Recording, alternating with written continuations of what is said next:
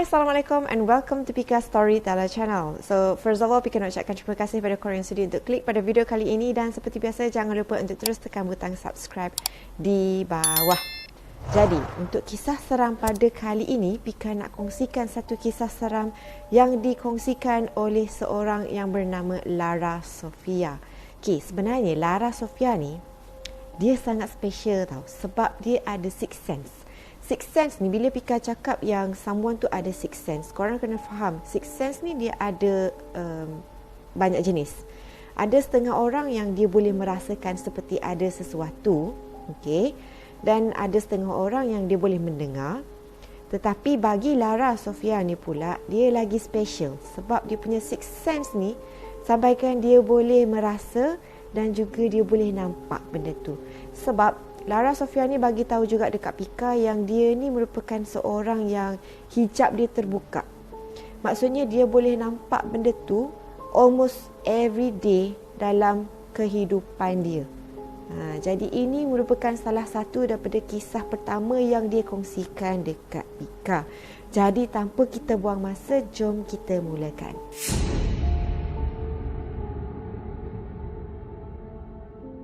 Mengikut Lara Sofia, kisah yang diceritakan kali ini berlaku semasa bulan puasa. Mungkin korang kat sini akan merasa pelik lah, kenapa bulan puasa pun ada juga makhluk tu kan. Tetapi sebenarnya pada bulan puasa pun ada juga beberapa orang yang kongsikan yang mereka masih lagi boleh nampak benda-benda tu. Jadi ini adalah something yang Pika tak boleh nak explain jugalah sebab ada yang kata benda tu tak ada kan bulan puasa, tapi ada yang nampak juga pada bulan puasa. So untuk kisah yang Lara Sofia bagi tahu dekat Pika kali ni pun memang berlaku pada bulan puasa. Kata dia, biasanya kalau bila bulan puasa, dia dengan suami dia ni selalu berbuka puasa dekat rumah parents Lara Sofia ni. Sebab katanya rumah dia orang ni dekat je dengan rumah parents Lara Sofia. So memang setiap malam, okay, setiap kali waktu berbuka, memang mereka akan berbuka dekat rumah parents dia lah. So seperti biasa, kalau before dia orang pergi ke sana, dia akan bergerak awal sikit. Sebab biasalah kan, kita kalau pergi rumah parents nak berbuka, takkanlah terus pergi makan macam tu je. So of course lah, dia orang akan pergi awal sikit lah. Sebab kata Lara Sofia ni, dia akan pergi lepas tu tolonglah kan, masak sedikit sebanyak untuk preparation dan sebagainya. Dan kebiasaannya juga, selepas mereka ni habis settle berbuka puasa semua, dia tak terus balik. Dia dengan husband dia tak terus balik ke rumah dia orang lah. Tetapi sebaliknya mereka akan stay dan lepas tu mereka akan pergi ramai-ramai. Pergi terawih ramai-ramai dekat surau, dekat kawasan kampung dia orang tu. Kemudian Lara Sofia bagi tahu mereka semua ni selalunya pergi ke surau tu dengan menaiki motor. Sebab kalau pergi dengan kereta, kawasan surau tu dia tak adalah kawasan besar sangat. Jadi parking space diorang tu memang agak limited. So that's why lah kebanyakan orang yang pergi ke kawasan surau tu, mereka lagi suka kalau naik motor. Biasanya kalau korang perasan kan, dekat kawasan surau-surau, dekat kawasan kampung ni, memang selalunya penduduk kampung suka pergi naik motor je lah. Sebab senang kan nak parking macam tu. Lepas tu bila dah settle, balik je lah macam tu kan. Kalau kereta ni macam susah sikit nak parking kan. So berbalik semula dekat kisah ni, Lara Sofia ni dengan suami dia pergi agak lewat sikit dekat surau tu. Sebab dia kata lepas dia orang semua dah settle makan apa semua ni, dia cuci pinggan apa semua kan. Jadi agak lambat sikit lah kalau nak dibandingkan dengan orang lain ni. So bila mereka bertolak nak pergi ke surau tu pada malam tu, kawasan tu dah agak sunyi sikit sebab mostly orang dah pun sampai dekat kawasan surau tu untuk solat tarawih pada malam tu. Jadi masa dia dengan husband ni naik motor ni kan, kawasan sunyi, okay, mereka je yang ada dekat kawasan jalan tu, tiba-tiba husband dia ni tadi break mengejut. Lepas tu Lara ni pun terkejut lah. Okay, Pika panggil nama pendek dia Lara lah. Lara ni pun terkejut lah. Lepas tu dia tanya dekat husband dia, kenapa abang break mengejut kan? Lepas tu abang dia cakap, sorry lah sebab abang nampak something macam warna putih melintas macam tu tadi. Tapi Lara ni dia bagi tahu dekat husband dia, ya ke kan? Tak apalah, kita teruskan je lah perjalanan ke surau kan, abaikan je lah benda tu. Dan pada masa tu lah Lara ni dia terdengar ada sesuatu mengilai tau daripada pokok dekat kawasan-kawasan sebelah macam tu. So dia bagi tahu dekat husband dia, abaikan je lah sebab surau pun dah nak dekat kan. So mereka pun teruskan perjalanan pergi ke surau tu. Jadi bila husband dia tadi terkejut kan, walaupun dia meneruskan perjalanan, dah tadi terkejut, husband dia bagi tahulah dekat dia ni, pegang kuat-kuat sikit tau. So abang ni mungkin akan laju sikit lah. So mungkinlah ketakutan, ternampak benda tu apa semua kan. Lepas tu masa ni Lara bagi tahu yang dia terdengar bunyi benda tu kan. Tadi kan dia dengar bunyi benda tu mengilai dekat pokok sebelah. Dan masa ni dia pun macam memandang lah kan dekat bunyi tu. Dan memang dia nampak lah ada Cik Ponti yang tengah duduk bertengik dekat atas pokok, tengah mengilai. Memang benda tu tengah aim pasangan suami isteri ni lah yang tengah nak on the way pergi ke surau ni. Benda tu pula dia bukan sekadar duduk bertengik macam tu je. Tapi bila husband dia ni bawa motor tu kan, benda tu terbang daripada satu pokok ke satu pokok yang lain. Maksudnya memang benda tu mengikut pasangan ni tau. Sampailah dia orang sampai ke surau tu. Lepas tu bila sampai je dekat surau tu, dia ingatkan benda tu okey dah tak ada lah. Memanglah benda tu dah tak ada bila dia orang sampai dekat surau kan. So dia abaikan je lah, okey, dan ambil wuduk apa semua. Dan dia pun solat lah seperti biasa. Cuma dia kadang-kadang dia terfikir jugalah si Lara Sofia ni, macam manalah nanti balik nanti kan. Macam tu. Kemudian lepas tu kan, dia orang pun solat lah tarawih. Dan mengikut kata Lara Sofia ni, kebiasaannya dia dengan husband dia memang akan stay dekat situ sampailah, sebab dekat kawasan surau tu dia orang buat tarawih sampai 20 rakaat. Biasanya dia dengan husband dia memang akan buat sampai 20 rakaat lah.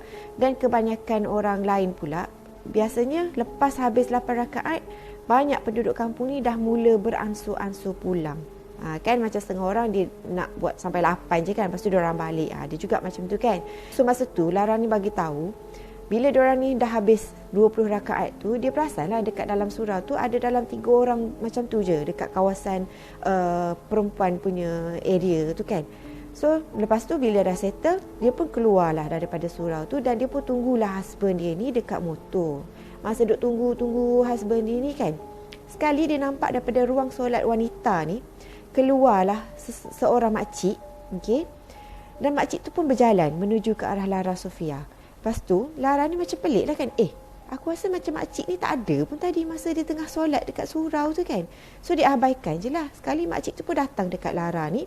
Lepas tu makcik ni pun pesan dekat Lara ni. Makcik tu cakap, hati-hati tau balik nanti, sekarang tengah musim ni.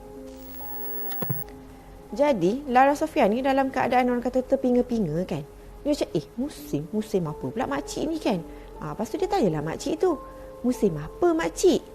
Tapi makcik tu tak jawab pun tau. Makcik tu teruskan jalan kan. Lepas tu sekali lepas dia satu tiang lampu ni, makcik tu tadi hilang. So dekat sini Lara Sofia ni dah syak macam aku rasa makcik ni mungkin macam bukan orang lah kot kan. So dalam hati dia ni macam, ya Allah, macam-macam lah pula tengah bulan-bulan puasa ni kan. Sebab dia kan ada sixth sense, hijab terbuka. So basically memang dia selalu nampak lah benda-benda tu. So dengan harapannya, harap tak adalah benda tu juga pada bulan-bulan puasa kan. Tapi malangnya bila dia balik daripada surau tu, ada lagi satu kejadian lain pula yang berlaku. Tak lama kemudian husband ni pun sampailah dekat motor ni kan. Lepas tu diorang pun naiklah motor. Dan kemudian Lara Sofia ni pun pesanlah dekat husband dia. Dia cakap, abang nanti kan bila abang lalu dekat pokok besar tu, laju sikit tau. Jadi sebab husband dia ni dah tahu yang wife dia ni kan orang yang hijab terbuka. So husband dia memang dah faham lah maksud wife dia ni bila bagi tahu yang diorang ni kena lajukan sikit dekat kawasan pokok besar tu. Maksudnya memang ada something lah menunggu diorang dekat kawasan pokok besar tu kan. So husband dia pun just mengangguk macam tu lah kan. Macam okey lah, faham lah kan. So diorang pun bawa lah, diorang pun naik lah motor. Bila sampai dekat kawasan pokok besar tu, Alhamdulillah tak ada apa-apa tau. Tak ada benda tu pun yang menunggu ke apa. Cuma tiba-tiba husband dia ni pun break mengejut. Jadi si Lara ni terkejut dengan husband dia break mengejut tiba-tiba ni kan. Dia tanyalah husband dia, kenapa bang? Kenapa break mengejut tiba-tiba ni kan? Lepas tu husband dia ni pun tunjuk dekat tengah-tengah jalan depan, dalam 10 meter macam tu ke depan macam tu kan. Tu ada benda tu kat depan tu. Dan bila dia tengok, rupa-rupanya ada Cik Ponti betul-betul dekat tengah jalan weh. Bukan dekat tepi pokok, dekat atas pokok, tak ada. Benda tu betul-betul tunggu dia orang dekat tengah-tengah jalan. Masa ni, Lara Sofia cakap husband dia memang dah totally kaku lah. Macam terkejut nak pengsan pun ada. Cuma Lara ni dah pesan dekat husband dia, abang jangan takut. Abang baca doa, okey, selawat banyak-banyak. Lepas tu buat je apa yang dia suruh. Jadi Lara Sofia ni memang dia dah selalu sangat handle benda-benda macam ni. Sebab dia dah memang familiar sangat kan. Tak pun dia dah terbiasa dengan makhluk-makhluk ni yang suka mengganggu, menjemakan diri depan dia. So dia pun bagi tahu dekat makhluk ni. Dia kata, kau buat apa kat sini? Kau pergi jauh-jauh, jangan kacau kami. Macam tu lah. Kan, bunyi nampak macam berani kan bercakap dengan benda tu macam tu. Tapi mungkin sebab dia dah terbiasa kan. So dia macam rasa macam annoying je lah benda ni kan. Duduk bertenggek pula dekat tengah-tengah tu kan. Ngusik dia dengan husband dia. Dan dia katalah masa tu dia perasan yang masa tu kan tak ada kereta, tak ada motor, tak ada orang pun dekat kawasan jalan yang sunyi tu. Memang dia, husband dia dengan makhluk tu je yang tengah duk mengilai dekat tengah-tengah jalan tu. Jadi Lara Sofia ni pun dia cakap dekat benda tu lagi kan, kau pergi jauh daripada kita orang, jangan ganggu kita orang. Dan pada masa yang sama juga dia adalah baca selawat, baca juga ayat-ayat yang dia tahu kan. Maksudnya macam dia adalah juga ilmu sikit-sikit tu. Sebab dia kan hijab tu buka, jadi of course lah dia tahu beberapa ayat untuk melindungi dia dengan husband dia semua ni daripada makhluk tu terus kacau semua kan. So bila dia baca benda tu, okey, benda tu pun tiba-tiba menjerit, lepas tu menghilangkan diri. Dan masa ni bila husband dia buka mata, husband dia kan tadi ketakutan kan. Bila husband dia buka mata, husband dia terkejut sebab wife dia tadi dekat je dengan dia. Sekarang wife dia ni, okay, Lara Sofia ni duduk jauh daripada husband dia ni. So maksudnya dekat sini wife dia ni masa duduk baca-baca tu kan, Lara Sofia ni dia tak perasan yang sambil dia baca-baca ayat tu, okay, sambil dia cakap dekat benda tu, jangan kacau kami semua, dia berjalan menuju ke arah kawasan tempat mana makhluk tu tadi duduk. So tanpa dia orang perasan, tiba-tiba macam Lara Sofia ni dah pun berada betul-betul dekat tempat makhluk tu ada tadi. Korang faham kan? Maksudnya tadi dia ada dekat motor dekat belakang ni. Lepas tu sekarang dia dah betul-betul dekat kawasan makhluk tu tadi, duduk bertenggek dekat tengah jalan tu. Jadi husband dia tanyalah, macam mana you boleh hadir dekat situ? Macam tu lah lebih kurang kan. So dia pun macam pelik jugalah. Tapi tak apalah kan, sebab benda tu pun dah macam dah tak ada. Okay, so walaupun diorang ni masih lagi hairan, diorang pun balik lah macam biasa. Dan lepas tu bila sampai je dekat rumah parents Lara Sofia ni, diorang bagi tahulah dekat family Lara ni kan, macam diorang terjumpa benda tu balik. So family diorang ni agak risau lah sebab benda tu pun macam dah lama sebenarnya tak memunculkan diri macam tu kan. So lepas tu dia kata yang husband dia ni disebabkan terlampau ketakutan, husband dia demam. Demam terkejut. Kemudian bila dah beberapa hari husband dia demam, lepas tu dah lama okey sikit kan, barulah diorang ni pun beranilah untuk pergi semula ke kawasan surau tu. Dan untuk kali ni, okey, sebab hari tu naik motor kena gangguan kan, jadi lepas tu diorang pun pergilah naik kereta. Tapi mengikut Lara Sofia ni, bila pergi dengan kereta dah tak ada gangguan yang macam diorang kena masa naik motor tu. Sebab gangguan yang dia nampak cumalah macam benda tu seakan-akan terbang ikut kereta macam tu je. Tak adalah dengar bunyi mengilai ke, duduk dekat tengah-tengah jalan ke, tak ada dah. Tapi still dia nampak juga lagi benda tu sama-sama macam tu dekat kawasan surau tu lah. Dan pada masa yang sama juga, Lara Sofia ni bagi tahu dia ada jugalah dengar yang ada juga penduduk kampung lain yang terkena gangguan sama seperti dia dengan husband dia ni. Maksudnya bukan dia dengan husband dia je lah yang terkena gangguan daripada Cik Ponti tu.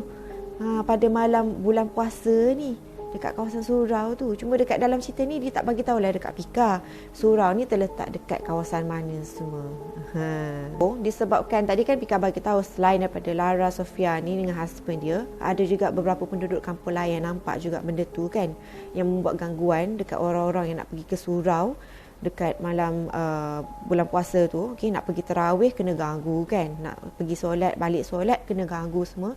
Jadi penduduk kampung ni pun buatlah satu inisiatif, okay, di mana ayah si Lara Sofia ni dia bagi tahu better untuk diorang buat baca ayat Yasin apa semua kan, untuk meminta pertolongan lah daripada Allah SWT, okay, supaya mereka semua ni dilindungi daripada gangguan makhluk-makhluk halus ni. Sebab biasalah kan, memang benda tu dia suka mengganggu kita kalau kita ni on the way nak buat sesuatu ibadah, sesuatu kebaikan macam tu. Sebab kalau boleh, kalau orang tu takut lari, maksudnya orang tu tak payah pergi solat. Macam tu kan. Tapi kalau orang tu pergi solat, sebenarnya lagi banyaklah pahala yang dia dapat. So walaupun ada gangguan, mereka masih lagi pergi beribadah. Macam tu kan. So, macam mana pendapat korang tentang kisah daripada Lara Sofia? Ni bukan kisah pertama tau. Sebab dia kata banyak sangat lagi kisah-kisah lain yang dia nak kongsikan dekat Pika. So apa pun, bagi pendapat korang, pandangan korang di komen di bawah. Dan seperti biasa, jangan lupa untuk tekan butang like, comment and share. Dan juga jangan lupa untuk terus tekan butang subscribe di bawah bersama dengan tekan butang loceng, supaya setiap kali kalau Pika keluarkan video baru, korang akan terus dapat notification daripada Pika Storyteller Channel. Dan jangan lupa juga untuk follow Pika di Instagram Pika Storyteller. So itu sahaja video Pika untuk kali ini. Jumpa korang lagi in my next video. See you soon. Bye.